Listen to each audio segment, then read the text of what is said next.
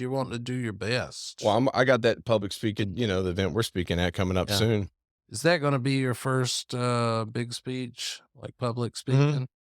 I don't know how many people are gonna be there. I think the room only holds like, anywhere from 3 to 400, but it's going to 'cause, it's one of my students. It's gonna be on Zoom, so it's gonna be accessible. Oh, nice. So people can attend remote. But no, man, you'll be awesome in it 'cause you got such a great story, very well spoken. But dude, doing this, like your life, It makes it a yeah. little more comfortable, Oh yeah. uh, It's gonna be so much easier than this. Like, but something yeah. about getting out in front of the crowd. It is. So, I gotta say, I do a lot of public speaking, motivational speaking and stuff, but, there was a time in my life where I couldn't even, speak in public, Really. and you've had me in class up there Yeah. ranting and rambling and preaching the whole time, on psychology and stuff. But no, when I was in grad school, and we can talk about this later, but after I got sober and clean and stuff, yeah, dude, I was just all nerves and at the beginning of the semesters when they say, "Hey, we'll go around the class and, just say who you are, where you're from," or something like that. Yeah. And I'm just freaking out the whole time. And then when it would get to me, I would just freeze up Yeah. and I couldn't even speak, man. It was that bad. And when you're getting a counseling degree, they make you go to counseling. So I went to counseling and stuff. I was like, hell, I'm going to use it while I'm here. And I talked about it and I was telling about my story, like, "Hey, I got a lot I wanna get out, a good So message." you can work with people one-on-one. Yeah. Okay. So, That's a goal that's a goal for counseling. me. You wanted to do Yeah. counseling, yeah. So you're going back for your doctorate, right? Yeah, Grad yeah. school? Yeah, but I gotta get into grad school first. That's the goal next, in the spring, trying to get into grad You school. taking Yeah, prereqs? taking prereqs because exercise science major. So, I got the degree in that. So I'm taking prereqs, but I'm not doing too bad. Awesome. But it's a lot to manage with this I know. and a family. I I don't was thinking about that, I don't man. think people realize how much I got on my plate outside of school. So, like, how many hours you taking? Doing 12. Oh, that's tough on its own, it's like a Exactly. full-time job, Make sure my alarm's not on. parenthood, work, but, like I talked to the counselor and they were like, go do some public speaking, tell your story. So, and And force that's, yourself to do it. Just make yeah, I'm a sure. big believer in like courage is being afraid, but doing it anyway. Oh, without a doubt. Throw yourself in the fire. So I couldn't even say my name in a class. Yeah. And then I'm getting in front of gymnasiums and stuff to go talk. You just force yourself to do it and you I just grow. do it. Yeah. Now I'm way too comfortable. I talked to a class last year. I forget, I went and talked to a class just briefly, and I remember, like, before I went in, I was, like, checking my pulse. I Yeah. was like, "Oh, man, my heart's, like, racing," but it's just, like, 20 kids, Yeah. and they're all, like, way younger than me, like, what the hell am I nervous about? But it's something about doing it. Like, this I'm used to, but you get to where you don't even realize the cameras are there. You're just having a conversation with somebody, Yeah. so it makes it pretty easy, you know. Yeah, I'll say, man, but what you're doing is so much harder, I think, because people are posting shit and like Yeah. comments and grading you. But yeah, this is gonna help you a lot. And once you start talking, something I do, like, hey man, I had you in class, awesome student, you're in the front row, engaged talking. I'll focus on you. I'll find somebody really good, connect a couple people and focus on them, Yeah, kind of move around. That of helps course. with nerves. Um, or you just go towards the back. I'll also, that's another good one, especially with crowds, if it's not a class where you know people, don't look at anybody. Yeah. Like they think I'm looking at you. I'm really looking at that wall, and that person thinks I'm looking Yeah. at you. And The so, illusion. yeah, that can help a lot. Oh, yeah. But yeah, you just do it. But I still like I exercised this morning to get the energy going, get Mhm. pumped up, and I always will blast a song like I rock before I do any speaking, any teaching. Just scream at the top of your lungs, like Yeah. singing. That gets you pumped and going. And I remember one time, I'm buddies with John Stamos, I was like talking to him about being nervous and stuff. And he's like, take a deep breath. think about all the people you'll help by sharing your story, Yeah. it's not about you, right? Yeah. That's what he Yeah. said. I was like, "Oh, yeah, because 'cause I'm thinking about me, but, just think about the people that you're helping by doing it, Yeah, which of is what it's course. all about, and that kinda takes you out of it, Hell yeah. Hell so yeah. Well, advice. you ready to get rolling? Let's do it, man. All right, I'm gonna do the intro and then we're gonna knock it out. This is new. This is new. I am now the producer and host. So we're gonna rock and roll. I'm the guinea pig, I like it. Hell yeah. I'm You stoked you for it. got it. You've done, as my sister would say, "You've done harder things, Joe." Yeah, that's a You fact. get That's a scared, fact. man, and you just remind yourself, like, "I've been scraped off the pavement It's a and new nearly skill. died." Yep. Done tougher. There you go.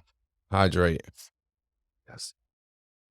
What is up, everybody? This is Joe Adams, and welcome to the Relentless Pursuit podcast. This podcast brings in guests from all over the place with all different journeys to share their story, the ups and downs, the ins and outs, and everything they've been through and what led them to where they're at today. We break off into so many different topics and we cover a variety of things. So if this is for you, check it out. If it's not for you, still check it out. Today, we have a very special guest, someone I've known for a little bit of time already. His name is Dr. Gerald Christian, better known as Dr. G. Welcome. Happy to be here, man. What is up, my man? Glad to have you. Glad to have you. Yeah. So, real quick, Dr. Christian and I go back a little bit. I think back to I had him in class back in 2018. He was my professor for sports psychology. And for anybody that's followed this podcast for some time, you probably know about my accident. If not, there's some episode you can refer back to where I tell my story. I'll be sure to plug that in the bio or in the caption. But yeah, so I had his class one day. It was Thursday, October 18th, 2018. And I left his class. We got out of class early. Maybe it's because you let us out of class early. It's all my fault, Joe. Yeah. And then and then I went and got hit on my motorcycle and almost died. You Um, remember why we got out of class early? I have no idea. Just like, "Hey, we're done." Were we taking a test or talking? I think we were talking, but you were like, "Oh Oh, yeah, I'll let y'all go." And I was like, "All oh, right." oh. It was a pretty short class that day, and then Why didn't I keep you the whole time, I Joe? know, right? Oh, man. Yeah, that's where we're gonna circle back around to. It's all Dr. G's fault. But yeah, and so I had my accident, and then I ended up going back into his class the following semester. So, um, what do you got to say about that? Yeah, so from my side, also, I think it's hilarious, it's been years and we just got connected. You called me, like, "Hey," something, you left a voicemail, like, "I don't know if you remember." "It's Joe Adams, I don't know if you remember me." And I'm like, "How the hell do I not remember?" Like, dude, not forgetting Joe Adams, the Joe Adams, because like, yeah, all you do is forget students, like, you don't remember everyone, but you remember your awesome students, like, so there's always one Thank or you. two. And so, yeah, Joe it was sports psychology, sport and exercise psych, and Joe sat in the front row, first or second row, Hmm. and you got like this badass veteran dude, sitting up front, like you made all A's. You would talk to me. Yeah. Other people are like in the back watching YouTube or, being lazy and assholes and stuff. But like you actually would sit there and talk about, the different topics we're doing. And so, and then, halfway through, you go and nearly die, which is, my fault. I should have kept you guys, but, yeah, man, you go and almost die. And, like I reach out, tell me what's going on. And I'm like, don't worry about it, and you came back the next semester hobbling in, on Yep. crutches. I Yep. remember that.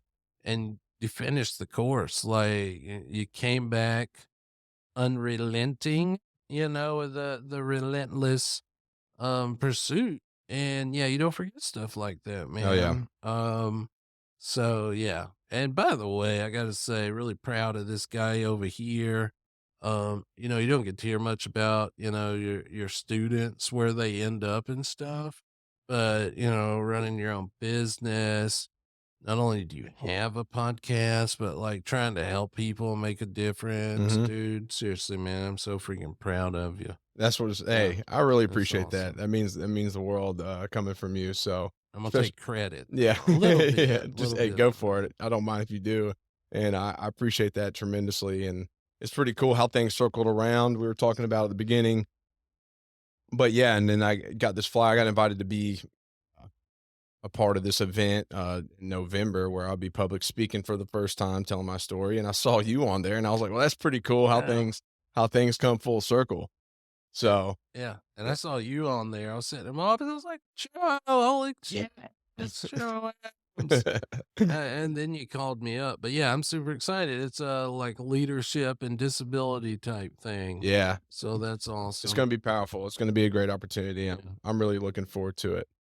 So, without further ado, tell us briefly what it is that you do, and then we're gonna take it back a little bit. So, I am right now. So I work at a university in administration. I was teaching when I knew you, but now I'm on the administration side. So I work in student affairs as the associate director of the Disability and Access Center. So Okay. students with any disability, from using a wheelchair or vision impairment, hearing impairment to anxiety, PTSD, A little bit of everything. autism, ADHD. So that's cool. There's a variety, but just helping students get, equal access to education, the accommodations they need. And then on the other side, I am, I support professors by like teaching them accommodations and helping make sure they know how to implement. And so therefore, most of my time is spent arguing with teachers. Yeah. I feel like a lawyer. Because yeah. There's always like 90% of my time's taken up with 10% of professors, like just Mhm. total idiots and assholes that like don't have an empathy bone in their body, and just don't want to accommodate. And so that's what I do. I also, still do a lot of public speaking, Yeah. that's a big thing. That's my passion. Um, almost treat it like a hobby in a way. Mhm. But it is part of the professional of what I do. And, for me, and, I got so many degrees, like my bachelor's in psych, master's in counseling, and then my doctorate is in health and human performance, Okay. specifically leisure science, which nobody's ever heard of. Yeah. Uh, It's but a first for me. it's super cool. So leisure is just the study of what you're doing when you're not in school or working. Okay. So anything you're doing for fun, to unwind, to amp up. So anything from sports, exercise, and rec to casual, lazy leisure, like watching Of course. Netflix or gaming. So it's a huge world and super fascinating, to me. What Um, do you do for leisure? so leisure, all right. Number one thing is live music, man. I love going to concerts. It's my favorite thing. It's something I'll talk about today is how important music's been in my journey. Mhm. Like music is medicine, music is therapy. 100%. Man, it can save you when you're low and depressed and, calm you when you're angry, Yeah. and so it's just so powerful. But I love going to concerts. And then my other thing, freaking comedy, Yeah. like go to Zany, some stand up You is like Theo Von? big. So I know that I'm so freaking old, man, but I haven't watched any of his stuff. He's got some funny shit. Okay, it's the Yeah. mullet guy, right? Yeah, He's yeah. got the He's mullet. hilarious. He goes to Zany sometimes Really? from what I've seen. Yeah, he'll pop up, Yeah. I'll check it out, but he does a man. lot of big shows. Yeah. Yeah, he's all over the place. He's pretty big, right? Growing Zany's up. is fun because it's small, kind of I've like never been. the Ryman. Oh, live comedy is so much better than, watching it at home. And there's like the heckle side. Yeah. That's what, talk about being nervous, public speaking. That's what gets me is the heckling, like, oh God. I got a funny story with that actually. I'm buddies with John Stamos and he's brothers with Bob Saget, Mhm. legendary raunchy comedian, which is right up my alley. I like dark humor. Um, so I got to go see Bob at Zany's, and John hooked me up and, helped me get tickets, and also told Bob, like, "Hey, my buddy's coming, give him shit," like mess with him, have some fun with him. Yeah. And John's like, "Hey, I hope you don't mind. I told him to mess with you." And I just the whole time was like, "Oh man, this is gonna be, oh god, What'd it's he get you just." with? Well, that's the funny part. It's because I was in a little reserved spot and Bob Saget comes out. It was an amazing show, man. It's so funny. Got to hang out with him afterward, which was so cool. Super nice guy and RIP Bob. But he came out, found me at the VIP table, thought, and it didn't say a word. And, after the show, he's like, "What the hell's John doing telling me to heckle a dude in a wheelchair? How big of an asshole am I gonna look like if I just go out and start picking on the guy in the wheelchair?" Which I thought was hilarious. But he should've. You would've Yeah. been fine Oh, because yeah. you like the dark humor. Yeah, I love it, man. I'm all about laughing, and that's another part of my story is humor so important. Like, being able to laugh at yourself and laughed at how messed up life is, you know? Yeah. And then my other thing, I got to plug gaming. I'm a Mm, gamer, okay. So, yeah, last night, me and the girlfriend playing Rock Band, Yeah. trying to be the best quadriplegic rock band musician Hell of yeah. all time. So, which is kind of fun since, I can't move my fingers. Is it all the instruments? They got the guitar, they got drums on that too? So I'm a bass, drummer, and even keyboard, but I can't move any of my fingers. Mm. And so, I can put my fingers on something, so I gotta wedge my thumb to play the bass. I lay it down like the blind dude in Roadhouse, Hell kind yeah. of lay it on the lap. Hey, that's a good scene. Sliding the thumb on there and strumming. Yeah. Dude, I was doing Mr. Crowley on hard bass last night. So, Just rocking. kind of fun. I can play better than able-bodied people and I can't move my I fingers. mean, you probably whooped my ass at it. That's a joy in my life. And my relentless pursuit is beating able-bodied people, at stuff. So, Don't you do like a, what's that sport? oh, wheelchair rugby. Yeah. Yeah. So I haven't since COVID. COVID kind of killed it as far as up here, on campus. But yeah, full contact wheelchair sport. Tons of fun. I always say way cooler than wheelchair basketball. Look up Murder Ball. Awesome movie following the Team USA Paralympic wheelchair rugby team, but it's a sport for quadriplegics as compared to paraplegics, so paralysis in all four limbs instead of just the legs. But you got an armored wheelchair. It's like bumper cars Yeah. with wheelchairs and just banging into each other. I mean, if I was a quadriplegic, I would Oh, do that. dude, you'd be playing it. You'd be Yeah. out there flipping people over, and people are getting into fights. Nice. That's something else I was thinking of, some stuff to talk about because I know you're a brawler. Yeah, I like I a little bit was of brawling. thinking back to my quad boxing days in college, man, when I was wild. Nice, So, that's the thing? oh yeah, dude, we made it a thing. Like, so, me and some quad buddies, we put on boxing gloves and just box, and I was undefeated. So you should know, Joe. Watch Yeah, out. I'm not messing with you. And I did get thrown out of a bar one time for getting in a fight with an able-bodied guy, so that was fun. I got Nice. to beat up an able-bodied dude, so I mean, that's one to put on the board right there. That's a big deal. my friend was laughing his ass off the next day. He's like, "Oh my god." That's awesome, man. Well, so, so I want to get on to some of these things we're talking about, but I want you to take it back for us a little bit. Take us back to your humble beginnings. Where you're from. Your childhood a little bit, and yeah, we'll take the journey. It was a Tuesday, Okay. a sunny day. No, I'm kidding, man. I was born a big fat baby.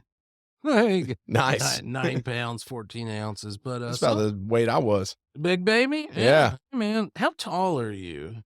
About I'm 6'2". Yep. Got you beat. 6'4". But, Sheesh. like, that's I tease my girlfriend all the time because she claims she's 5'2". She's 5'1", man. And, I'm 6'4", Yeah. and so she calls me a heightist. The It's just heightest. yeah, I just spend my life messing with short people, picking on my girlfriend for being short, but, yeah, we're in the tall, unrelenting tall people club, but Yeah. I'm You're elite. 6'4". Yeah. Yeah. I always say that, like, I was messing with my secretary the other day. I was like, "How tall do you think I am?" She's like, 5'9". I'm like, "What?" What? That's No. the most insulting That's thing I've jacked ever heard. up. Yeah. I'm 6'4", Sonya. But, yeah, people don't really they don't see that when you're sitting down all the time, but, yeah, we're in the big dude club. I was born in Texas, so anything that's wrong with me, I just blame on Texas, like, it's because 'cause I'm a Texan. Everyone's like, Can't "Okay, get a pass." yeah, can't help it, it's in my blood, that's why, go too far, go all out in my wild days, but, my, both my parents are teachers, school teachers, Okay. and, they're retired now. But, mama taught elementary school, daddy taught high school, and my dad's a coach. Okay. And so, football was the big thing. Yeah. But, in its younger days, football, track, basketball, everything, And so, they're from Mississippi, but they would move to Texas where, football is a religion. And It is. it, I lived out there for, like, a year in my childhood and, like, even as a kid, a little yeah, kid, I mean, we'd go to these tournaments. There was football yeah. tournaments, and there'd be football teams playing all over the place. He loved it. My mom hated Texas, but yeah, he loved it.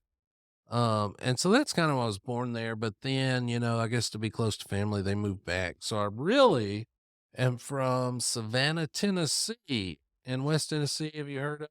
No, I've not. Nobody has. They always think you're from Savannah, Georgia. But That's what I would assume. yeah, have you been to Jackson, Tennessee? I've been to Jackson, outside Jackson, yeah. So yeah, we're an hour from Jackson. What about okay, I don't know if you're a history buff. Have you ever heard of Shiloh Park? I've not. I am a Civil history buff, War. but okay. Charlotte Park. Civil War battlefield. And then there's a huge state park, Pickwick. Pickwick. Okay, Yeah. I've heard of that. I've stayed over there, like, Airbnbs in, like, McEwen, Yeah. which is a little bit outside of Jackson. I That's nice. Pretty out there. haven't heard of that one. It's kinda yeah, man, it's so small and it's an hour from an interstate in any direction. So So it's you're out kinda there. out Yeah. there, small town. But yeah, so I grew up in West Tennessee, and I mean, like also privileged in a lot of ways. I got a sister, Sissy, also known as Stephanie, 6 years older. So I got one sibling, 6 years older, who's super important as far as, like, we talk music and stuff, Yeah, like shaping, 80s rock and all kinds of stuff, for sure. it's got me into the good tunes. And my parents, awesome, grew up, not wealthy, but not poor, Yeah. so we had it good, middle class. With them being school teachers, I had a really good childhood. Awesome, really good people, my parents. And so, and with my dad being, a coach, like, sports was my life, Mhm. and there's pictures of me, like, in diapers, with a football helmet on Yeah, and a ball. Like, I've had a ball in my hand since, I can remember, just grew up playing sports. And so, that was kind of my whole life, sports, and probably also more so would be having fun. yeah. It's just ultimate goof off. Um, but yeah, so I guess I'll jump to also was a little shit. So this is You're an asshole. important to know. Yeah. Yeah. I was rowdy. I was what one would call a hellion. I was always into something. Not a bad thing. Yeah. Oh no, man, I had fun. Yeah. Yeah, no. What do you do in a small town too, So exactly. So we rode four wheelers, hunt, fish, play sports, cruise. Um, in high school, so yeah, I always like starting off like making clear like who I was, Yeah. which is so big. So, working on this book, the first line is life is good. So I was the shit, Joe. That's who I You were the was. man, I was the man, the Mr. Football guy, like star athlete. star athlete, Mr. Football, in my class, class favorite, most Of admired, course. big dude. Yeah. The day of my wreck was actually the football physical, and I'm 6'4" now, so I grew an inch after my wreck because I got hurt so young. I was a late bloomer. As a kid, I was, real faster than everybody else, and nobody could tackle me. And Yeah. then like probably about fifth grade, I got the baby fat. Mhm. And I know from you telling your story, you're a late bloomer as well, right? Yeah, yeah, I was. So, and you go from running back and stuff like that to now I'm a center, and I Yeah. got the baby fat. I was the chubby friend. Um, and then ninth grade butterball. Then the summer after ninth grade, I just came back 10th grade, sexy beast, really. Shot up real tall. Everybody's like, "Look at Gerald." Yeah, got buff. Started dating a senior, Yeah. so things were happening. Um, but yeah, so damn wreck, 6'3", 224. We had our football physicals that day. This episode is brought to you by Relentless Pursuit. Check us out at relentlesspursuitlifestyle.com. Obviously, if you're here, check us out on all these platforms. Subscribe, show love. If you want more content, more exclusive content, check out us out at patreon.com/ the Relentless Pursuit podcast. I'm trying to think where else you can find us. We're going to be a little bit of everywhere. And yeah, we're just going to keep good content coming to you. This podcast is going to be amazing, but we're dropping episodes left and right on all the platforms. And it's also brought to you by Desert Rose Arts. Check out my friend Danny at Desert Rose Arts on Instagram. She does these wonderful handmade rune malas that help you channel your ancestral spirit with the runes, the magic of the runes. Danny is a small business owner and she makes these custom pieces, engraves every one of these beads with runes twice. And it definitely helps you channel that power. Check her out at Desert Rose Arts on Instagram again and use code RP15 at checkout for a discount. Thank you.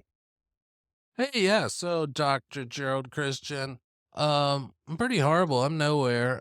Just kidding, but I'm on Instagram at whatever Gerald Christian, X. I do a lot of public speaking, whether it's talking to teens about drinking and driving, making good choices, or motivational public speaking and overcoming barriers and obstacles and adapting to disability and leadership, substance abuse, disability awareness. So love speaking. Always available to speak and honest. I'm horrible. Social media, not a big fan. So yeah, hey, Joe knows how to get a hold of me. Just reach out, and share my email and phone number. Also looking for somebody with experience, with management, PR, contact me if you're interested in, setting up my speaking events and doing the social media so I don't have to. Yeah, thanks. When people talk about archetypes and stuff like that, Yeah, like I definitely Aragorn's up there. So yeah, that's for kind of like sure. what I want to embody as a man, Oh yeah. Yeah. Love him in the book even more than the movie. Loyal to his woman, sacrificial for his friends and always Mhm. sacrificing for the good. Doesn't Yeah, want to be king, but has to become king yeah. because he is light, So he does it. Yeah. Yeah. And he looks out for the little guy, man. Yeah. Because he has to or anything, like and that's a big thing, like, one of my favorite, like, quotes and sayings is, I was thinking about the other day, like, society, can be judged how it treats its, weakest people, Yeah. you know? But yeah, and he's looking out for the little guy and just super open-minded, man, so, I love it. Hell um yeah. Yeah, we'll talk more on Lord of the Rings for sure. It's Mhm. like my favorite. Yeah, of course I got the Witch King up there. I saw it, Yeah. I saw it. That one glows too, that piece. That's Yeah, cool. it glows in dark, it's pretty dope. Um, So I was on so size you were talking 'cause about your accident, the date of your accident. That's where you yeah. were at. Well, it's on the stats first, man, prereq, because what's big is, like, how big football was, Yeah. so, at the time, 6'3", 224, but I ran a 4.7 340. So I Okay. was big and I was fast, and, Yeah, that's about like the size I was, man. But I wasn't that fast. yeah. Yeah, I was a rough off. So it's fast, Yeah. for a big dude, and also had like amazing hands. I could, catch anything because I was raised by a coach. Mhm. It's Yeah. like if it touches you, you catch it. Like Yeah. there's no like, people are like, oh, it's a bad pass, but I was raised like if you can get to it, You should you be gotta catching it. catch it. Yeah. So yeah, super fast. Also, led the team in bench press, and not Nice. like I was thinking about it, and it wasn't even like I led the team in lifting, like it was the school record. Like Oh, that shit. right before my wreck, I passed the dude Dwayne, who was just a badass when I was a freshman. He was a sophomore.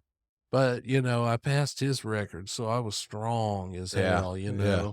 Um, and a big part of that is, and this is all this sports stuff is something that saved my life, Okay. and changed my life. And I led the team in workouts, like in the summer, you Yeah. got to have X amount, and I just blew everybody out of the water. Like I was in there all the time, like fitness sport was so huge to me, but also, as you'll hear in a second, goofing off and having fun and, drinking and chasing girls and stuff, That's but that was a big part of, like, my high school years. Like, I had that growth spurt, right? yeah, And I moved right in the midst of that. So I moved to this really small school, very yeah, small town from a big town, and I was a stud like that. mhm, And, of course, I was focused on girlfriends and, yeah, like, I did what I did bare minimum sometimes in certain aspects, but, I don't know, I just totally relate to that. yeah. Have you seen Varsity Blues? I don't know how old you are, It's been a long time since I've but even you've seen seen but it. yeah, yeah, I have. Okay, so, like, me and my buddy Tootie, like, that was I wanted to play college football, and I had a lot of colleges looking at me, but, like, we was trying to live varsity blues, like, it was football's important, but having fun, getting laid is just a little more important, so I had a lot of colleges looking at me. We just had spring training before my wreck. I had an awesome spring training, so I played, you know, tight end. I had my butterball years on the line and then went to defensive end, and then I played tight end and middle linebacker. Just busting heads, big dude, fast dude, mean dude. I was You mean. Oh, yeah. I didn't like sportsmanship. I would try to, like I would punch people in the gut if I Uh, yeah, because I s was on the line too, so I played dirty, I'll be honest yeah, with you. I yeah. mean, that was part of being a lineman to me. So we had one coach, that called me Dirty Wayne because Uh-oh. it's Gerald Wayne Christian, but yeah, he called me Dirty Wayne, which is Old dirty hilarious, Wayne but in the house. oh, dude, I'm with you. Like, if you made me run and fight to tackle you, like, the better you are, if you gave me a headache to bring you down, like, I'm poking your ribs, jabbing my fingers in there when they're on the ground. Screw this So, guy, man. Fuck yeah. this Oh, guy. yeah. I'm throwing some jabs and playing dirty. But, I had big schools like Auburn, letters from like Auburn, Nebraska, and then stuff like UAB and Arkansas State and some smaller schools, So like everything was football. The plan was football. And at the time I reckon my junior year, man, I say life was good. So like my girlfriend was in college in a sorority. Okay. So, I'm a junior High and I'm school guy, dating sorority chick yeah. girlfriend. So I'm dating a college sorority girl. She was hot. And so, yeah, I was just, thought I was the shit. It would be a simple way to put it. Kind of was in many ways. Um, but yeah, so in sport was everything. Wanted to go play. Honestly, all I thought about was college football. Like I never thought about like what am I gonna, Do outside of major that, in? yeah. No, not at all. It's how a Uh, lot of athletes are, though. oh, yeah, They get so geared in. you don't think about that stuff. Yeah. But, so we're trying to think of anything else. No, sums it up. I was the shit, good Yeah. at sports, football. And, I was smart. I always made A's and B's. I felt like I, had to because my parents was teachers. And so, you did your homework Yeah. and you weren't just lazy sitting there not doing nothing, but it was never the focus, it was always sports. And then having fun and just got into like so much trouble, man, goofing off and like yeah, one time like me and a buddy, Tootie, like we broke into the football stadium at night. We've been drinking and had my truck and like we were on the football field, like Doing donuts. doing donuts and driving down the track. So just stupid asshole stuff like Yeah.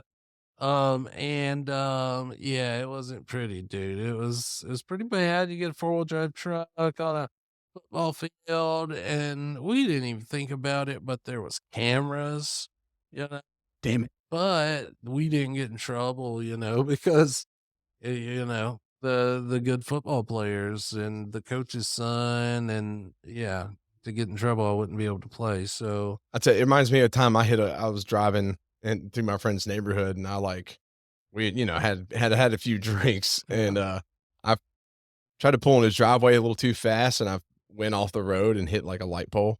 oh I barely tapped it, yeah, but I was stuck, and, this cop showed up. It was, like, guys on my football team. It was his dad, and right, he was like, "Adam, just get inside, and, yeah, like, I don't wanna hear about you driving around anymore." I was like, "Dude, that's that small town." yeah, Being a football player, like, everybody and, yeah.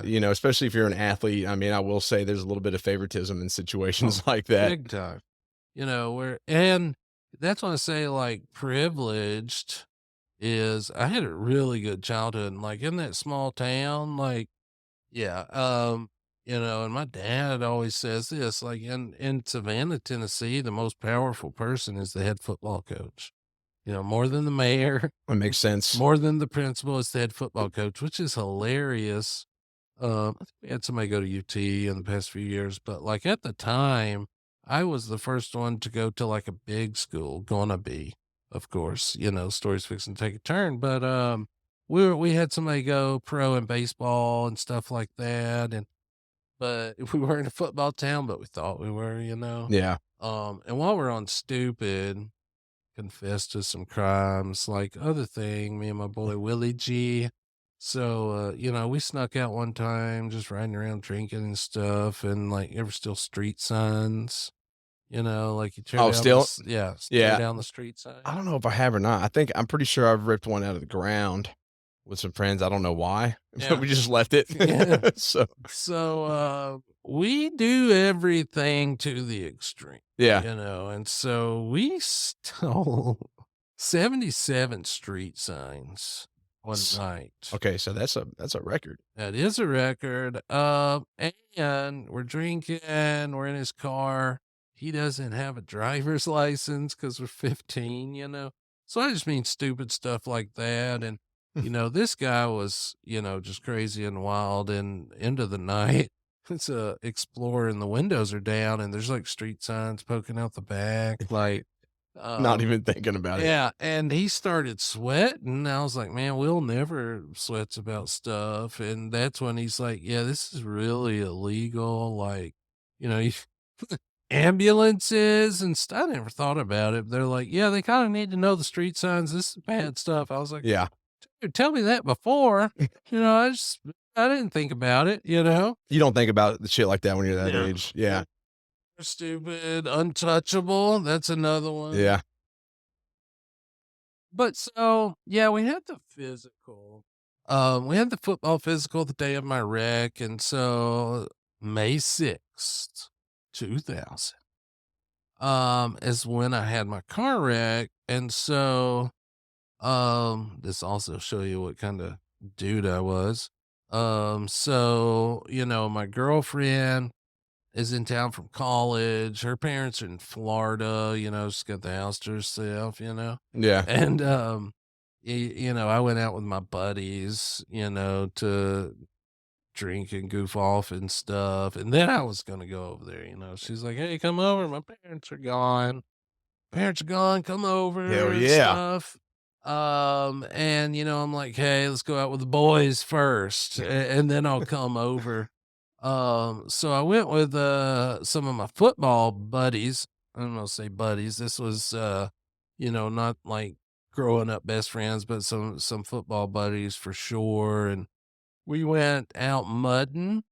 Are you a mudder, a little Oh, off-roading? yeah, we did some of that. Yeah. Oh, I didn't have, like, a truck then, but, I mean, I do mhm. now. I take it hunting and all that stuff, so Is your truck the one that looks like it ate other the trucks? black one out there? Yeah. Yeah, Awesome. yeah. Yeah. My buddy calls it Gravedigger. I pulled oh, that's cool. Hey, man, when I was a kid, Gravedigger was the shit. Gravedigger was always the shit, yeah. Does it still exists, right? Like, it's I think still so. a thing, yeah. That would be awesome. And when I pulled up, it's the first time seeing the headquarters and stuff, I was like, "It's gotta be Joe's truck, Yeah. one that ate the other truck." But, I had a beautiful, bright red Nissan four-wheel drive. Okay. Regular cab, not extended cab. So just this awesome four-wheel drive Nissan, chrome toolbox on it, There you go. for guns and alcohol, pretty Yeah, much, that's all you need. and for breeze. And stick shift. Love driving a stick, Yeah. and I gotta say, I had buddies with Chevys and Dodge and, the big four-wheel drives. I never got stuck. So, called it the, nasty Nissan. There, yeah. Yeah. Sounds like a God, fitting name. I loved that truck, man, 'cause it was so light. And I had, bullet hole rims on it, like, had the holes in the rims and some grip spur tires. Okay. So, yeah, man, I was budding in off-roading. But, yeah, we went out, and it was really just an excuse to drink, and it's funny, I told you, I've done a lot of speaking and, I've had some good friends too, mainly influencing me to write a book about all this. And when you write a book, it's real cathartic and you remember lots of stuff. Like, Yeah. actually was pretty stressed out that day, which is something I've never thought about. Like, I was going through a lot of stress and anxiety, just stress and just anger. And so it kind of went from being a fun thing to like a freak out thing, like Yeah. usually weeknights a six pack, weekends was a 12 pack, I'm 16. And I had 21 beers on the day of my wreck. So, and that's a lot, Yeah, it's quite a few. Hell for a yeah. 16-year-old. Yeah. And so, yeah, we're out there and, yeah, after the 18, we got, found some biker dudes and I talked to them. They were such dicks, but, talked them into buying some, six pack of Natty Ice. That's when, went too bad. I made it into three of those. Um, but my parents are calling like, "Hey, it's in the evening, it's getting later. Like, hey, where are you?" type thing, Yeah. And then my girlfriend's calling. She's like, "Get over here. What are you doing? And like, come see me. My parents are out of town." Um, and so I just had to like, "Oh shit, I gotta get back," Yeah. Also I gotta, get an alibi. Like I need to be if I say I'm out in the woods with a bunch of dudes, I don't think I'm up to something, but if I Yeah, of say, course. "Hey, I'm over at my girlfriend's," yeah, I'm good and have some fun and, sleep this off. So I just start racing. I'm like, "Hey, gotta go." And I had a buddy in the truck and we're just leaving. That's another thing. Like one of the things I do, I didn't even say it, but when I'm speaking I started to say it. I got so many degrees, I got a wide variety. So there's research, disability stuff I talk about, and then a lot of like raising disability awareness Mhm. and etiquette, how to, treat people with disabilities like everyone else. Um, but then, testimony stuff with alcohol and substance abuse and about my story and like, trying to get teens and young people to make good choices and Yeah. think about consequences because I didn't, and You had to so pay. paying for that one, hell, May 6th is gonna be 24 years, man. So, Wow. yeah, not making good choices, and you get one mind, one body, and That's a fact. you don't get that as a kid, and I felt invincible, in developmental psych. There's a thing when we're young, before our brain fully develops, we think we are the star of a movie that is life. Everything's about us, and we're just untouchable. And so, yeah, you got to make good choices, man, and look out for yourself because other people aren't going to. Writing this book, I'm remembering all this shit. Like, so I'm running off the road, and the dude in the truck with me, like, we pull over so he can get out of the truck and get in with somebody else. So it wasn't a, like, hey, let me drive. It's like, good God, I'm getting out of this vehicle. Damn. And so You headed to the girlfriend's house? heading to the girlfriend's house, Okay. and I'm out in the middle of nowhere. So, I mean, 30 minutes out there. I'm in the woods, man. Place called Dry Creek. And do you remember your wreck? Like all of it? Oh, yeah, very vividly. Yeah. So I've been thinking about it. I think I'm glad I don't. Mm. So, because I don't know if you have dreams or PTSD about that. No, I don't actually. Yeah. Yeah. I always think about it because I knew I flew, like, I was Yeah. knocked out when I flew 90 feet, and I kinda Yeah. wish I could, like I Remember wish there it? was, like, a video of it so I could see it, I guess. Um, Bastard Joe. yeah, because 'cause I'm like, "Man, I flew 90 feet, that's kinda cool," and here I am, but, I do remember it very vividly, and I think it kinda jacked with Mhm. me at first, but Yeah. I don't know, I think it just reflecting on it's a very positive thing too. Oh, yeah, big time. Of course, there's like, that was Saturday for me, man, taking because you're boxing and taking hits to the head. So, definitely one of the toughest dudes. And I think, like, I know there's definitely trauma from my wreck because I have like a really bad startle response, Yeah. like you open a little door and I'm just like, ah, Yeah, yeah. yeah. Oh And it's god. because of the earth-shattering kaboom that was my car wreck, and so luckily I don't remember it Yeah. 'cause, it'd probably be pretty bad. So what I do remember is, okay, windows down,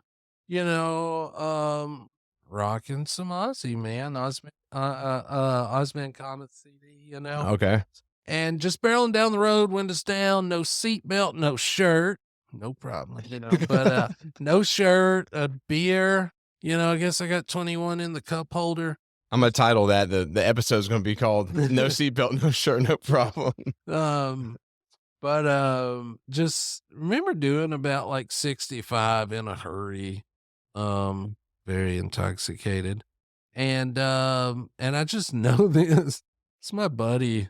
Like, he's so freaking dark, man. I love it. He was in a metal band for a while, Will Green. Like, he took me out there after my car wreck, Mhm. like, got me high, came and got me high, and drove me out to where I had my wreck. You're right. Yeah. We're listening to Fade to Black, driving down this Yeah. road, and just like, oh God, this is what Will Green does, man. Like, one of my best friends, man, outstanding guy. But yeah, so going back, I've had to piece together things, but because I don't remember the impact. But what happened was there's one of those like, well, it was a curve. It was really a turn, Yeah. like a right angle. And this, I'd been out to Dry Creek, but this is the first time I'd ever driven out there myself. I'd rode with buddies and stuff the other time, so it's a new road to me. And I just mean like it was such a sharp turn. It was a right curve, and there's one of those signs, that's like slow 25 miles per hour. And it's a bridge. There's a guardrail, Mhm. And so I'm doing 65. Not good for one of those. Yeah, you're Slow going almost triple, 25. yeah. I'm just barreling along, and so what happened was obviously I went wide and I missed the turn and ended up the front end of my truck hit that guardrail. And like an accordion, I just bulldozed this guardrail like deep, ripped this thing off, and when I got to the end of the guardrail, my truck flipped off of a bridge, like a 20-foot bridge. So, yeah, dude, I definitely should be dead now and very grateful to be alive because I mean it was nasty, man. Do And you go into like like a creek or something like that? yes. So, yeah, truck flips and no seatbelt, no window.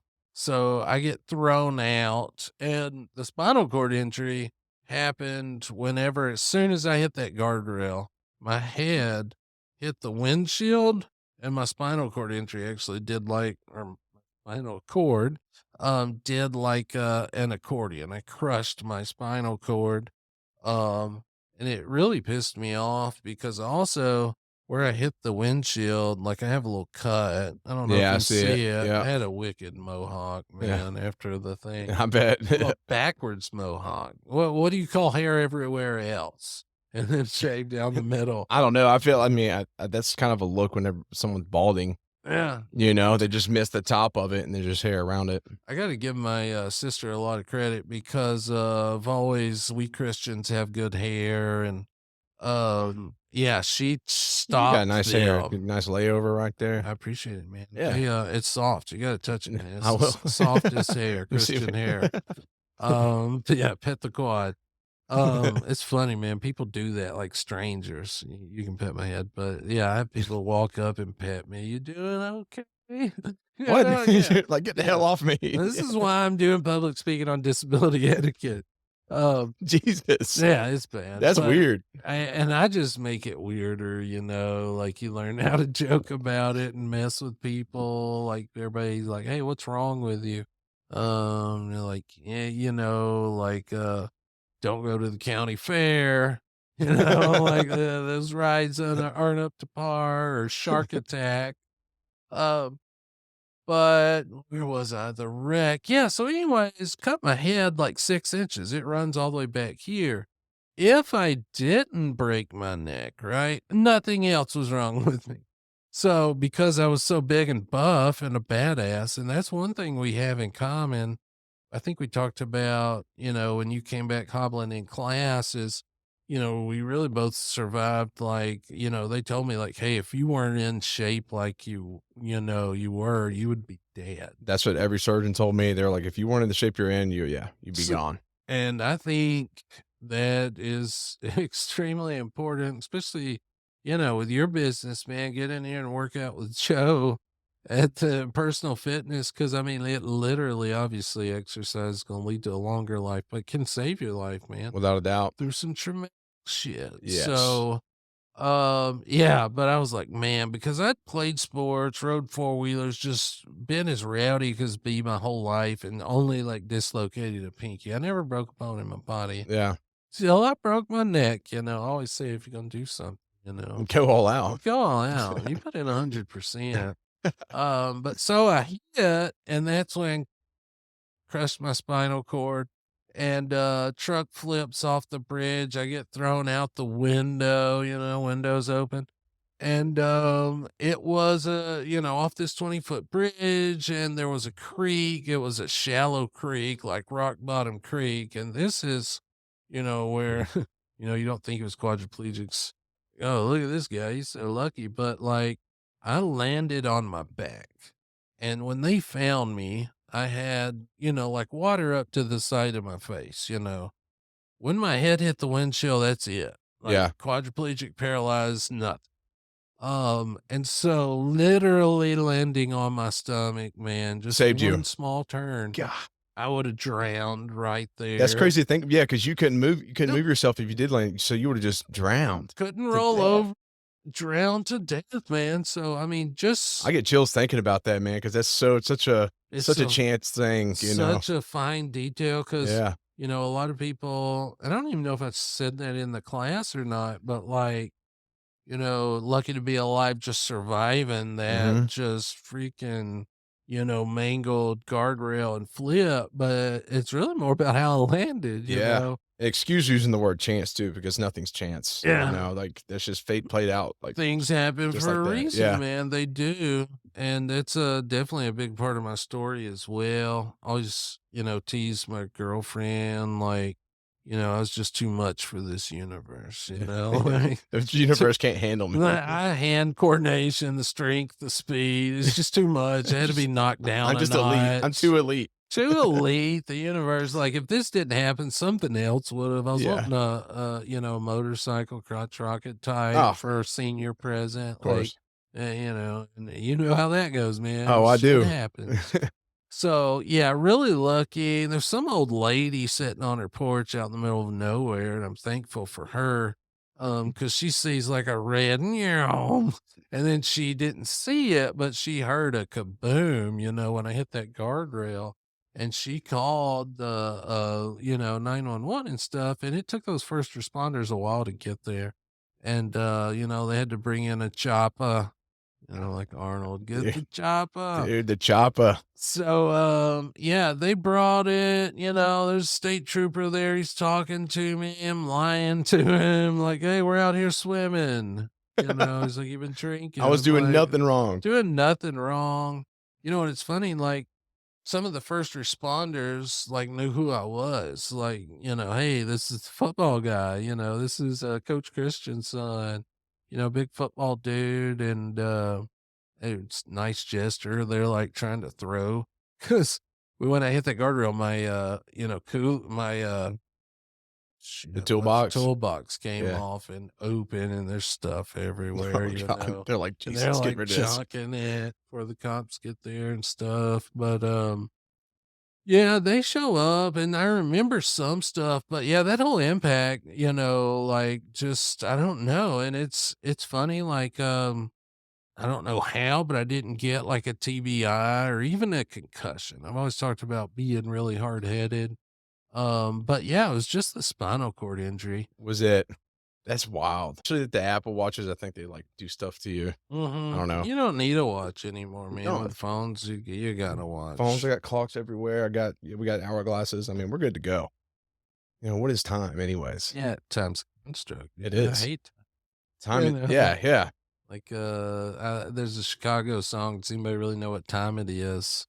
'Cause it doesn't mean anything, I'm not very time obsessed.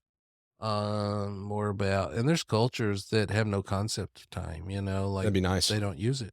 But here we are with daylight savings time. I don't know I hate what's that. if Why it's don't gonna they be too change dark or it? too light at the end of the Yeah. day, and it throws everybody off. It's Um, bullshit. and hung up on time, man. It's bullshit. Um, but we'll continue with your story. So you were saying that, yeah, you were laying there and, just the spinal stuff, and then the chopper. The chopper, yeah, and also, well, I was really drunk, of course, but not making great choices. But all they always say, don't move somebody when they have a head or neck injury, right? Yeah. So they're telling me not to move, and I'm just fighting my ass off, which at this point is gonna look like this, You just, like I couldn't move I can't anything, do but shit. I wouldn't stop, like, and I think you'll get this more than most, but like when you're strong, you got resistance, but you push it. Yeah. So I've lived my whole life, no matter how heavy it is, you push through it, Mhm. No push matter what. past your limits. And that's in every aspect of life. And suddenly I can't lift anything. Yeah. Like, so having, you push through it no matter how heavy, and then all of a sudden, like, there's nothing moving. And you're straining as hard as you can. It's a really not good feeling, Yeah. And so that's what I was doing. I was fighting to get up and moving and nothing was happening. I do wanna say something that's fascinating to me is that, so after my accident, I ended up donating because the VA gave me this really nice, like, spinal wheelchair, Awesome. and, didn't necessarily need it, but that's just what they, gave me, and it was super nice, but it was mine, so I was able to get rid of it. I didn't wanna sell it, and I found this kid, someone connected us on Facebook, connected me with his mother, but her son had a wreck that same morning as I did and got life flighted to Vanderbilt, Oh, yeah.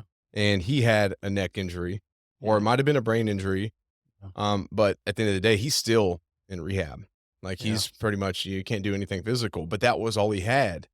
Much like you, all you had Mm, was a spinal, but you yeah. see how, like, much that affects me on the other end. I didn't Yeah. have a neck injury, but I broke everything else in my Yeah. body. Yeah. John Wick, he falls off the top of a building onto a car, and Yes. I'm like Squatted. I'm like, "It doesn't work like Yeah. that." Yeah. Um, and it's just one of those things happens sometimes, others don't, but it's just it's so weird for me to not be able to lift something or Yeah. move something. And, they didn't have a surgeon in town that could do this type of surgery. So, I got life flighted to Jackson, Tennessee. Okay.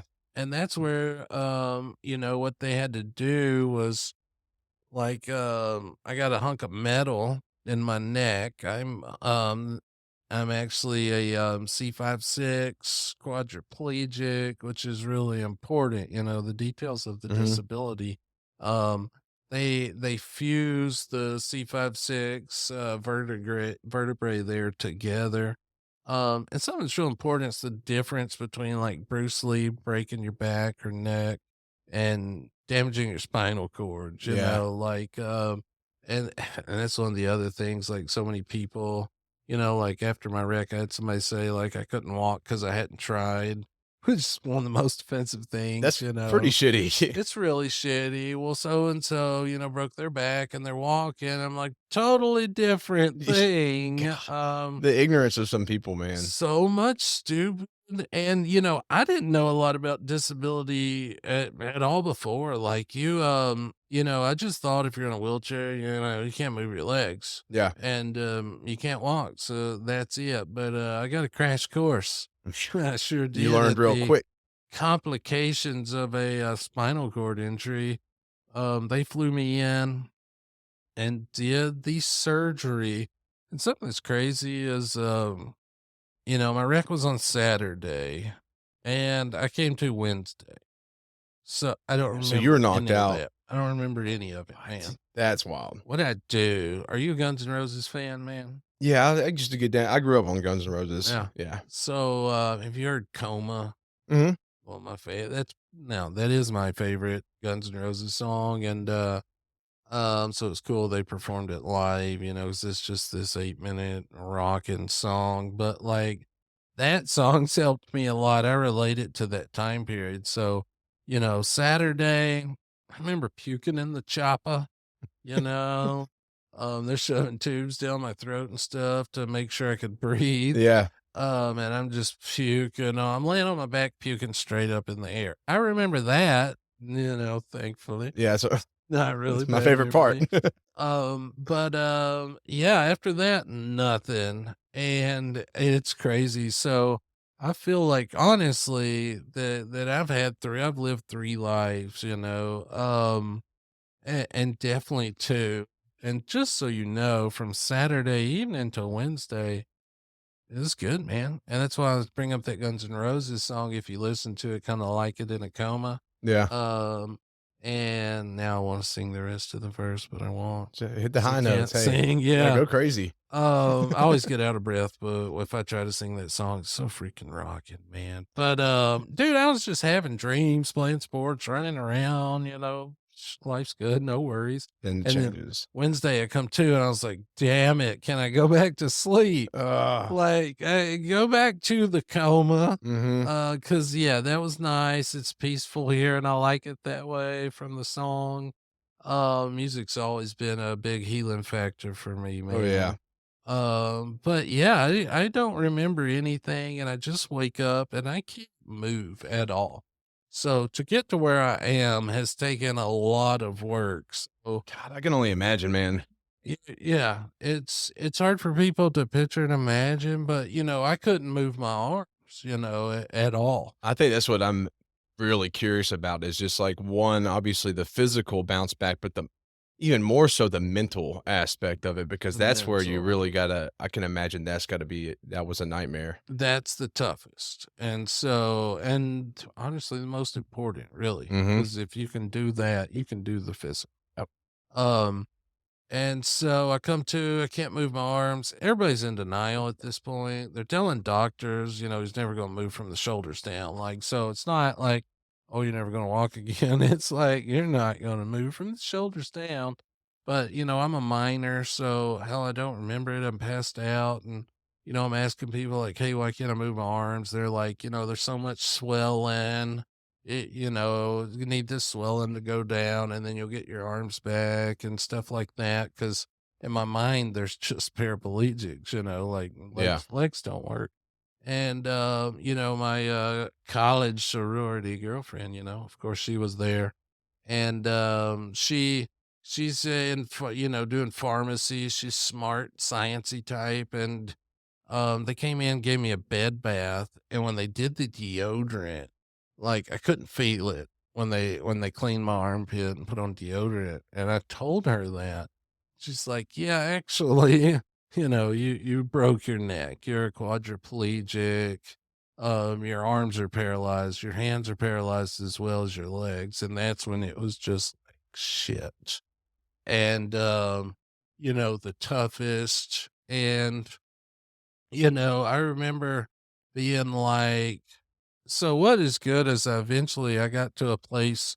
I don't know. Did you have the anger, bargaining, denial stuff at the beginning, or did you just jump straight to, I'll beat this? I jumped straight to that. Yeah.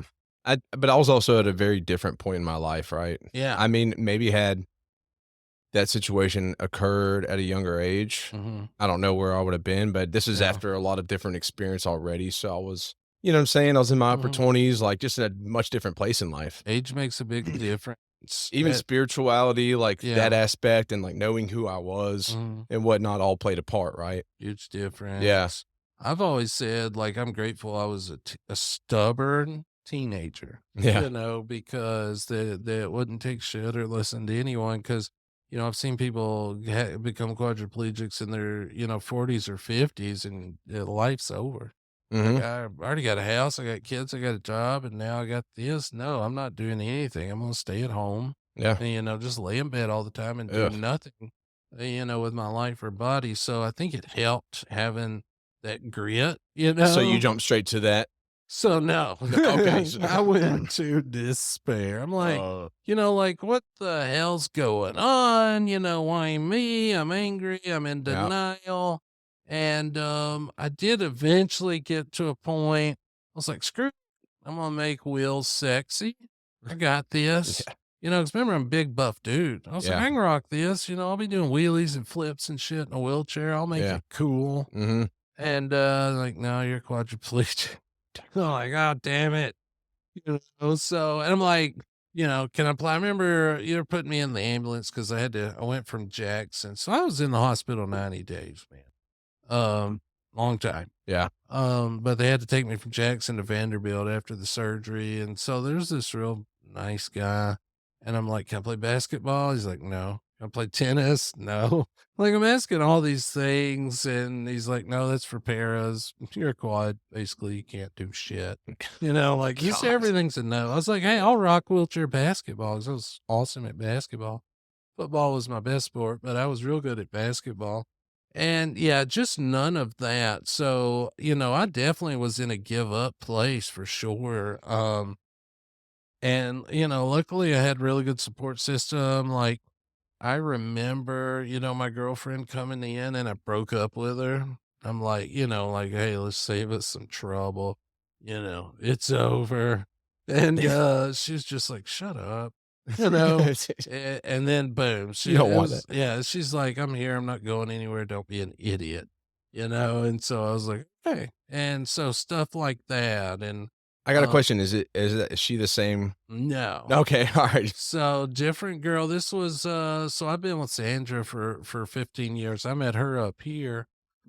This was the high school, college sweetheart, and, huge help, like, Yeah.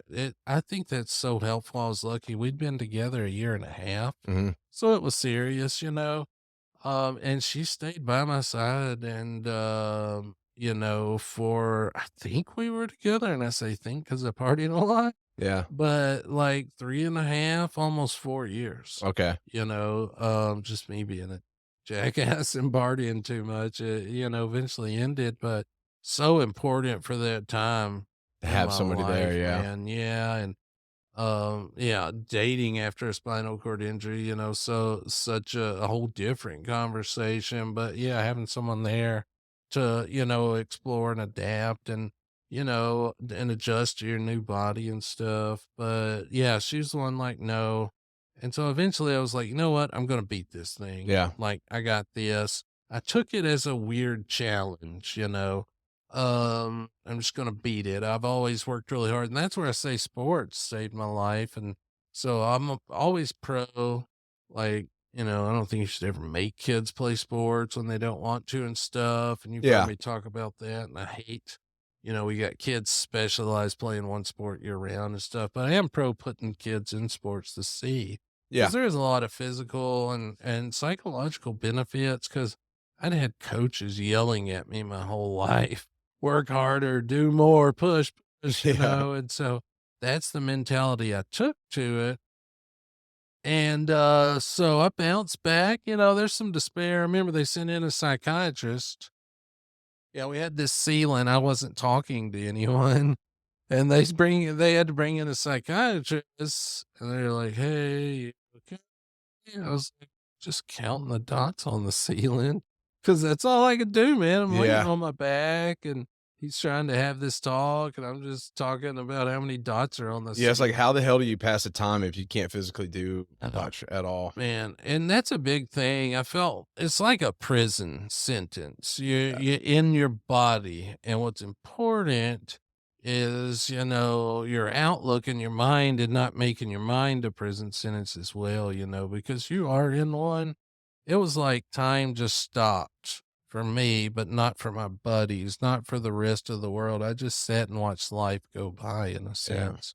Um, but, I'm like, "I got it. It's a challenge." And I remember being like, I had a goal in my head, I'm like, "I'm gonna walk again. I'm gonna come in here and hit this doctor in the face." I hated that guy because he's the one saying, "You'll never walk again." He's just doing his job. Yeah, of I'm like, course, but you're like, you don't wanna hear that Yeah, bullshit. I'm gonna walk again. I'm gonna walk Yeah, in here yeah. and punch you in um, but I'm gonna beat this thing, and then I don't even know if I talked about this in class, and honestly, this was worse, if you can get worse.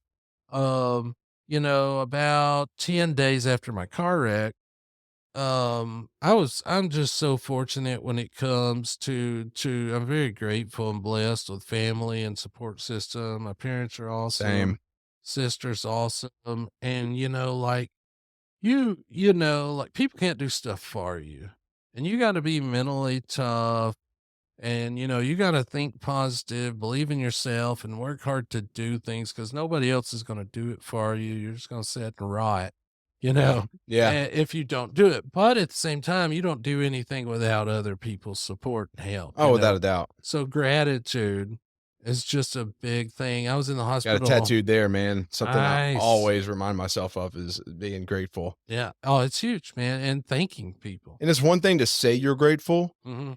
but there's another thing to actually be grateful. Does that make sense? Yeah. Because a lot of people say, "Oh, I'm grateful," but then their actions and, their words prove otherwise, and it's like, "No, man, gratitude is actually one of the key like, one of the most important things there is." Yeah, and you gotta tell people, man, that you're grateful because Mhm. me and you both know, and this is where, like, I was talking about PTSD earlier, like, when you go through this shit, me and you both know that literally at any second we can die. Oh, yeah. Anything can happen to anybody, and it does, and it will.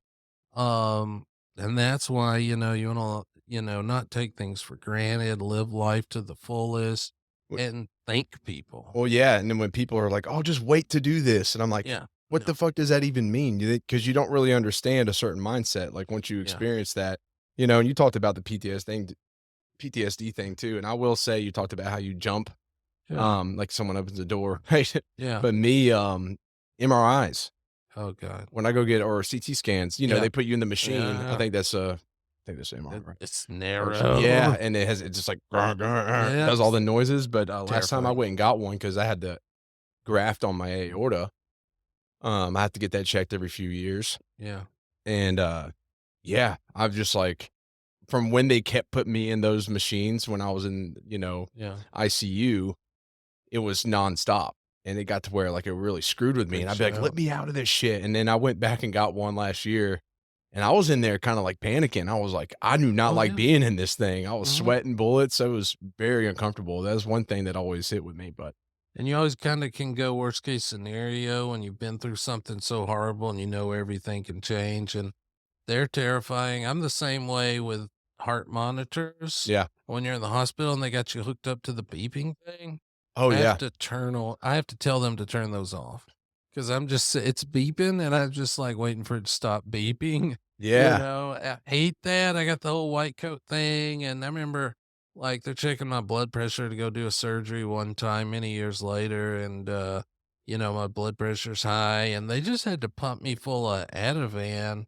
and just still wouldn't calm down, and finally, I was like, "Turn the machine off."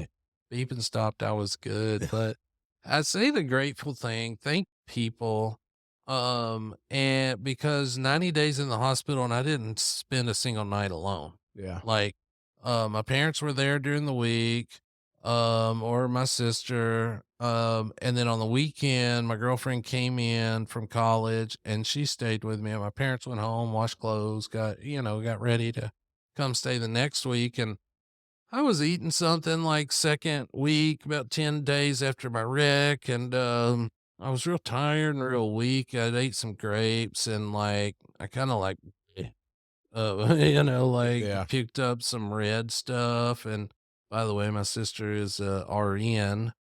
She's the only one with any medical sense in the family, so she got it a lot more than we did, what was going on, is Okay. my parents being coaches and teachers, but she was like, "That's blood." And I'm like, "It's grapes, leave me alone, I'm sleepy, I'm tired." And she's like, "No, that's blood."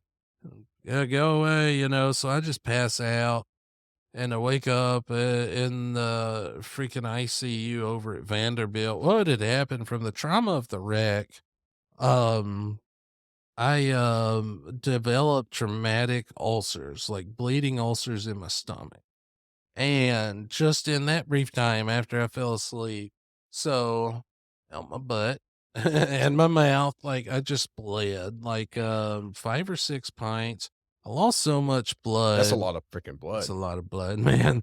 I lost so much blood, my heart stopped. I had a seizure.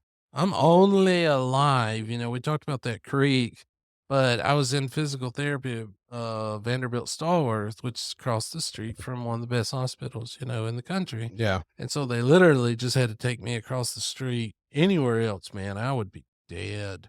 And when I say like that's the two near deaths, there was another time, but that's the big ones, and I woke up, they went in and sewed the stuff up, but I had to have a blood transfusion, and, I know your story, like, I woke up in ICU, Yeah. here I am again, and I'm staring at the ceiling, butt naked in the ICU, and you can just hear so much around you because there's all these beds and people in there because 'cause you're dying, and they gotta keep a watch Mm. on you. And, dude, that was rough. Oh, So I was yeah. finally like, "I got this." And I remember, I think one of the first things was just like, I'm just like looking up like, "God, did I piss you off? Like, have I angered you in some way?" Yeah, I can imagine there's Because all kinds of questions. 2 weeks, 2 weeks, and I've almost died twice. Yeah. And so that's where I went first. Um, I eventually felt fortunate. I was like, "Holy crap, I should be dead Mhm. again." And we talk about things happening for a reason. And for me, it's to help other people going through stuff. and using my story and things I've gone through to help others. And, and I think that's why the crap that I've been through, because, like I said, the universe, I was too badass, had to knock me down a peg, Yeah, but at the same time knew, like, God knows I'm strong enough to handle it. Like, yeah, hey, this guy can do it. Let me put him through some shit and he'll go help some other people. dude.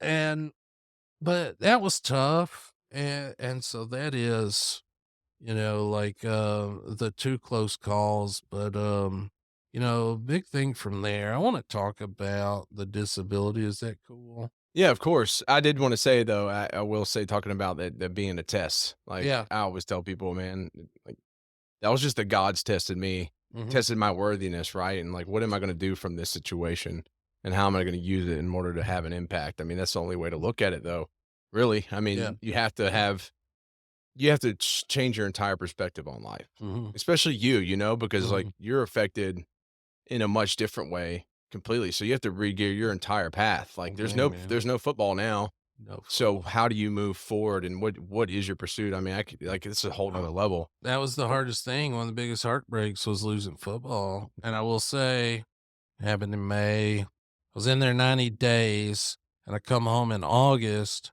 I got out the week before school started, and then it's the senior year, and you talk about gratitude. I was just like, I'm homeschooling, like, so, and talking about courage and doing shit anyways. Like, I'm not doing anything. I'm homeschooling. I ain't going around people. Going from being the tall, sexy beast, badass, Yeah. ladies, and let's throw on some more compliments on there. And strutting around those halls, doing a nod, a little wink to the ladies. It's Um, you yeah. know, guys want to be you, girls want you. Yeah, of course, To all of it. being, this just pitied quadriplegic in a wheelchair, Fuck. sick as Yeah. can be, like at that point. So something I, didn't say was, I was 224, I was buff. It's muscle, right? Mhm. By the time it actually happened quicker, but at the end of that 90 days, I weighed 180 pounds. Mm. All of the muscle within a couple months fell off my body and it was just bones. I was pissed Yeah. because you work a long time for that muscle and you don't use it, you lose it, man. And, That atrophy is a real deal. yeah, Yeah, I've big had that. time. And, but yeah, Lindy Dickerson, friend growing up, but she was like, I was like, I'm homeschooling. She's like, no, you're going to school. Don't be an idiot. I'm like, yeah, I'll go. Thanks. But, yeah, there's just so much to it because like I had to, they're trying to put me in an electric wheelchair, saying you'll never move again. You can't push a wheelchair. And what do we do, Jeff? They're like, we, yeah, I Yeah. can watch Yeah, me. watch. So, I had to argue. I mean, I'm yelling, I'm arguing with these physical therapists to get me a manual chair. I don't want an electric chair. And they just had a great, like, here, fine. I got it and I can't move it.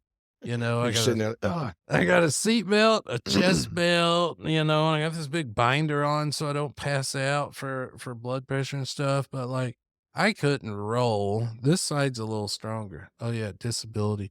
So this is important because I'm very deceptive. Always wanted to, you're a dude, you're strong, you're manly, project strength. I was like, I'm going to just like work as hard as I can to be a to look strong and just overcome. And so my injury is above the nips. So I have no chest muscles. I have no stomach muscles. I don't yeah. have back muscles. It's easier to say what I do have. And so I can move with C5-6. It's a couple inches above the nipples, and runs this way across my armpits and down my arms. I can move my wrists up, but I can't Mhm. move them down, can't move any fingers. And I got biceps Yeah. and can feel this, but I don't have any other triceps, arm muscles, like always do I can't do that. I can't Damn. straighten So it. you're absent of a lot of Oh, I dude. didn't know that. Yeah, and see, that was my thing is to work out as hard as I could to make people think I had more than I did, Yeah, to look strong. And no, dude, I got a wrist, I got a bicep, and I got a shoulder, that's it. and a head, Yeah, yeah, of small course. head and Yeah. loud mouth, I got Those that. those work. And it's funny, dude. You gotta learn. You gotta get creative, man. Like I text with my nose. You can't use your fingers. What are you gonna do? Nose texting So people. it's just like, "Beep, beep, beep." I'm fast too, but yeah, and people don't get that.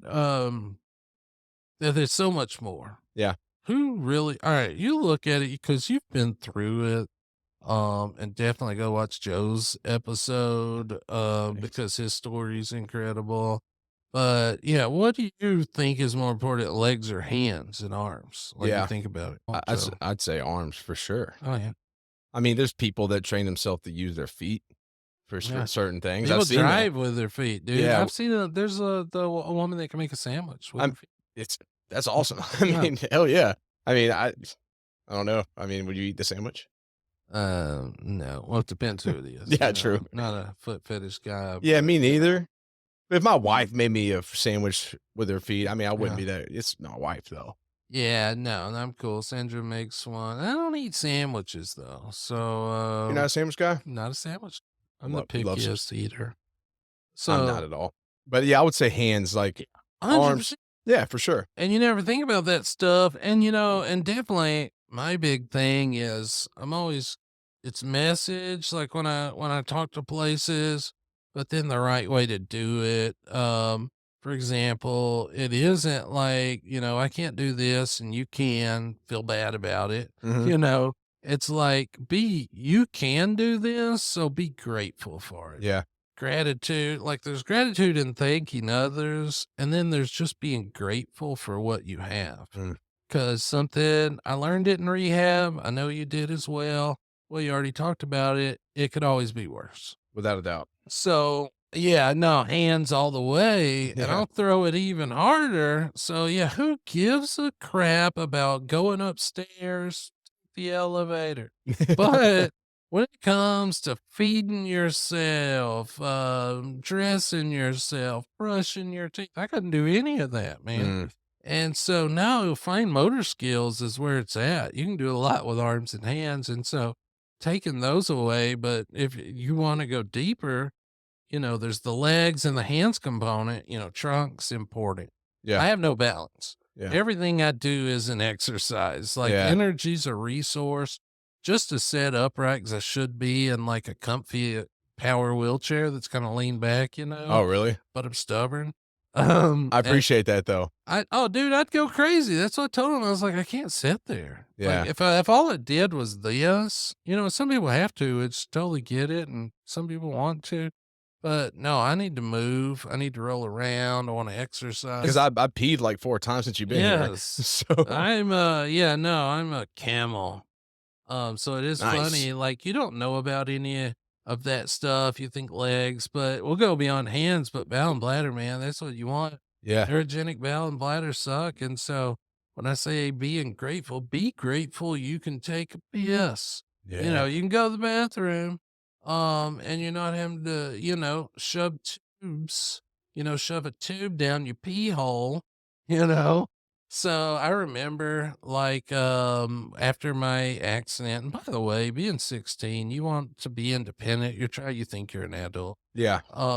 And like having being 16 and your family, having your parents to, wipe your butt and help you get dressed is the most embarrassing, humiliating I thing. I've talked about this before, and like I'm trying no comparison, but Oh yeah. so many similarities. Like because I had some of these experiences, but I remember being a 28-year-old man, and I remember like I was broken, Yeah. and so I couldn't wipe my ass, so I wasn't remember being Vanderbilt shitting in a pan, Yeah. and my dad's holding me on my side, and my mom and my sister are wiping my ass, and I Yeah. was just crying, man. It's the worst. I was like, what the hell? Like I'm grown. I've done so much everything for myself, and here I am.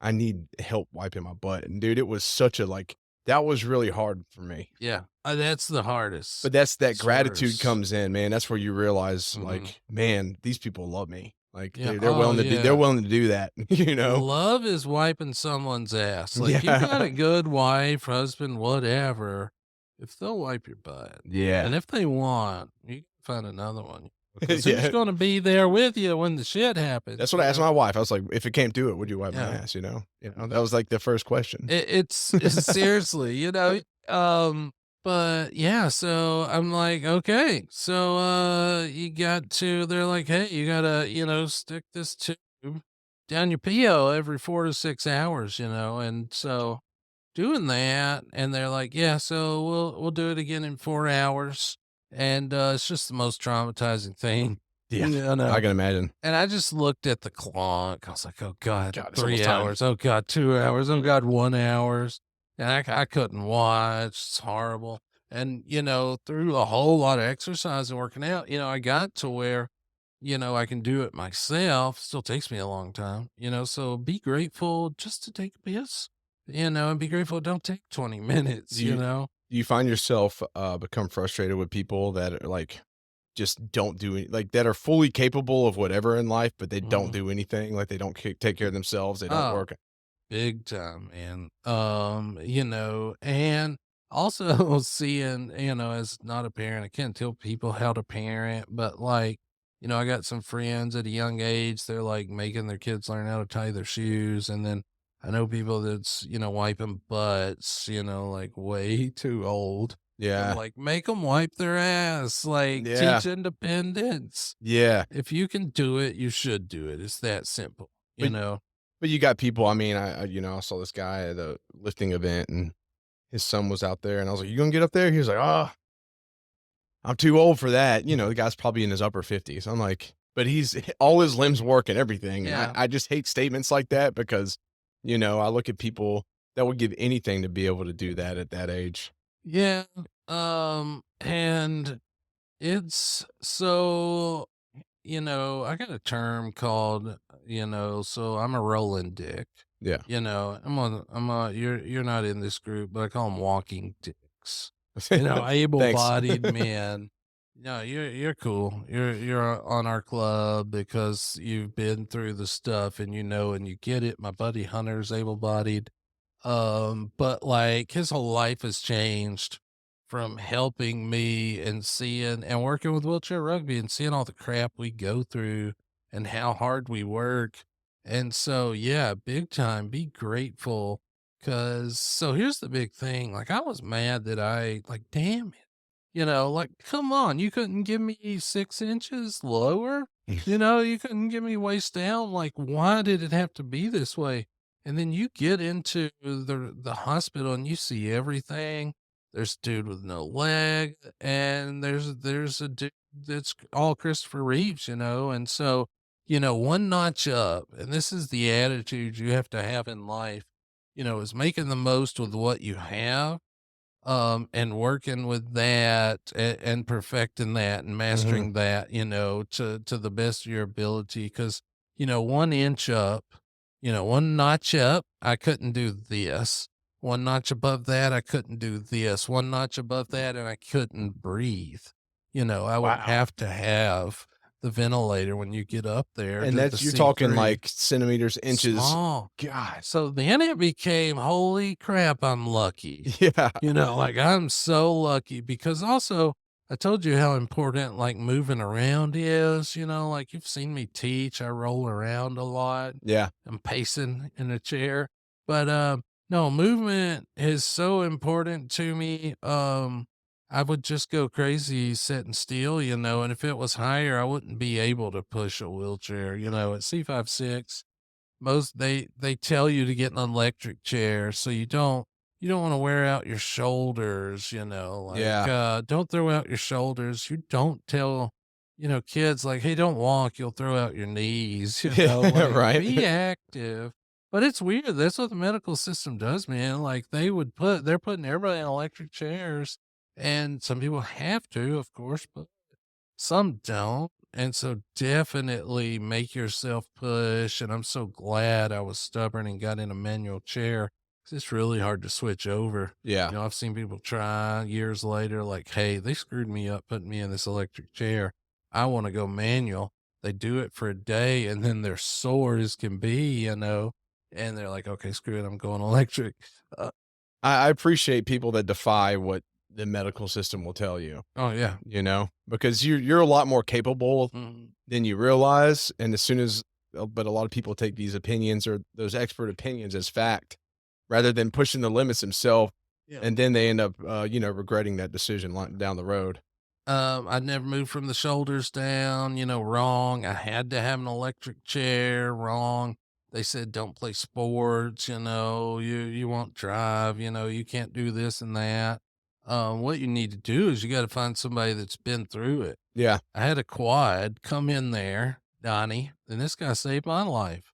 So, I could never pay this guy back. He rolls in the hospital and he's like, got the same exact C56 disability as you. He's like, you can drive, you can go to college, you can get married, you can have kids, you can still do all this stuff. You might have to do it a different way, drive with hand controls. But you can still do stuff, but you gotta push your wheelchair. Yeah. It's like, don't worry about weights, just get in your chair and push. And so, I barely could move. I started in a hallway, and then I got stronger. I mastered the hallway, so now I'm doing the wing, and I Nice. was punching the elevator. Finally hit the buttons and get on the elevator, and you got to be brave and do stuff because that's scary. Yeah. You know, Yeah. like I'm going off on my own, even though I can't do anything. This. Yeah. Yeah.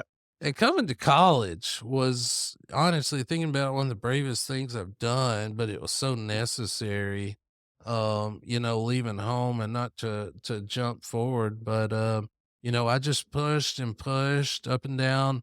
When I got home, I started with my driveway every Yeah. day rolling, and then I got to where I could do my street, and then the neighborhood. But you got to work with what you've got. I'm all, as you can tell, I'm all about like pushing your limits, Yeah, for push sure. past your limits and work your butt off, but also, I don't know if you've seen the Dirty Harry movies, all about some good one-liners, Dirty Harry, Clint Eastwood. Quote I love is man's got to know his limitations, like knowing what you do have Yeah. and working with that. So, for example, like my first goal was to be 100% independent, and that was everything. And, I'm working my ass off, and years later, just can't do it because I'm too tall. My tallness became a curse. Now God I damn it. want to be short, 5'1", like I got some buddies in chairs that are just tiny little things, and so they can, kind of transfer themselves and reach They hit their wheel things. once, they just go gliding. And, I'm freaking 6'4", 230. My legs too freaking long and, torso's too long. And so like it just scientifically, physically couldn't happen. Yeah. So what do I have and what can I do myself, Oh, yeah. and How long did that process take? How long did it take you to get, to where you can 100% depend on yourself?